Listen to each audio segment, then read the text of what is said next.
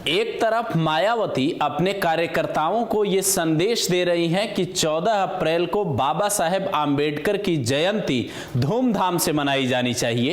एक तरीके से वो पार्टी को दोबारा से जिंदा करने की कोशिश कर रही हैं 14 अप्रैल की तारीख से। तो दूसरी तरफ चंद्रशेखर आजाद उर्फ रावण अमेरिका में क्या कर रहे हैं? वो खुद ही अपनी तस्वीरें सोशल मीडिया पर अपलोड करते हैं।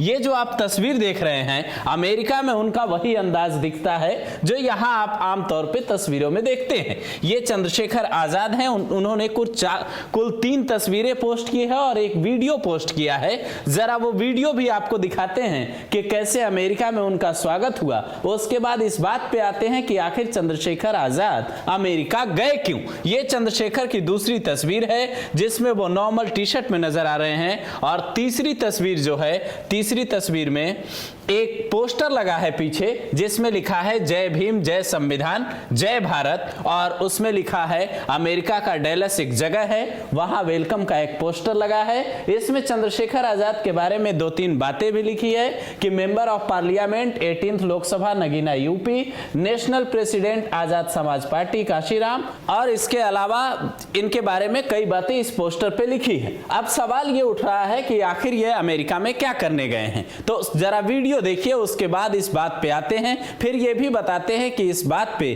कुछ लोग भड़के क्यों हैं और कमेंट में इनकी ही क्लास क्यों लगा रहे हैं, हालांकि कुछ लोग तारीफ भी कर रहे हैं।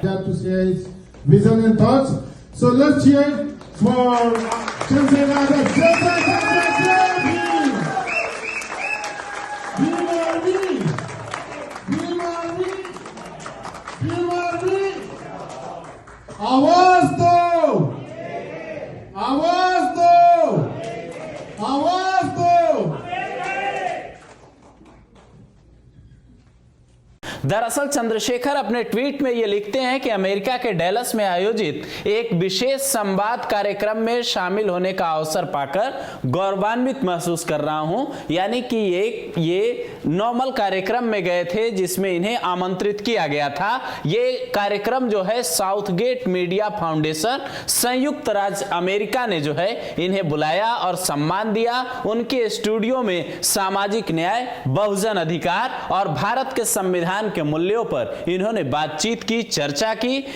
इसे लेकर चंद्रशेखर ये भी लिखते हैं कि यह कार्यक्रम इस बात का प्रमाण है कि क्रांति सूर्य महात्मा राष्ट्रपिता ज्योतिबा फूले जी, भारत रत्न संविधान निर्माता परम पूज्य बाबा साहेब डॉक्टर भीमराव अंबेडकर, मान्यवर साहब काशीराम जी और हमारे क्रांतिकारी पूर्वजों के विचार अब राष्ट्र की सीमाओं से निकलकर वैश्विक मंच पर सम्मान पा रहे हैं। मतलब इन्होंने एक साथ कई सारी बातें लिखी है। ये बताने की कोशिश कर रहे हैं कि हमारा संघर्ष जो है अब भारत तक ही सीमित नहीं है, बल्कि ये एक वैश्विक सामाजिक न्याय का आंदोलन बन चुका है जो समता, न्याय और मानव की गरिमा के लिए खड़ा है। अब इस जवाब को लेकर, इनके इस ट्वीट को लेकर कुछ लोग कमेंट में ये लिख रहे हैं कि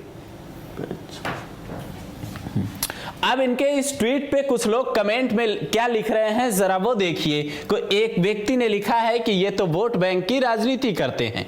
और इसके अलावा एक यूजर, चंदन नाम के यूजर ने लिखा है कि यही तो खूबसूरती है राजनीति करने की, दलितों और पिछड़ों के नाम पर काशीराम से लेकर तुम तक यही करते आए हो। विदेश घूमो, महंगी गाड़ियों जहाजों से सफर करो, जिनके नाम पे राजनीति कर रहे हो वो वहीं के वहीं रहेंगे और आगे भी ऐसा ही रहेगा अगर उन्होंने खुद को जातियों में बांटने से इनकार नहीं किया।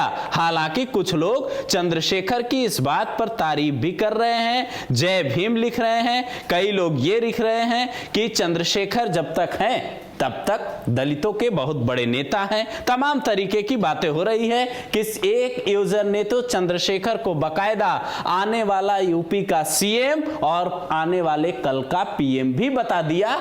आप इन कमेंट को और चंद्रशेखर के अमेरिका दौरे को कैसे देखते हैं, कमेंट करके अपनी राय भी जरूर दें।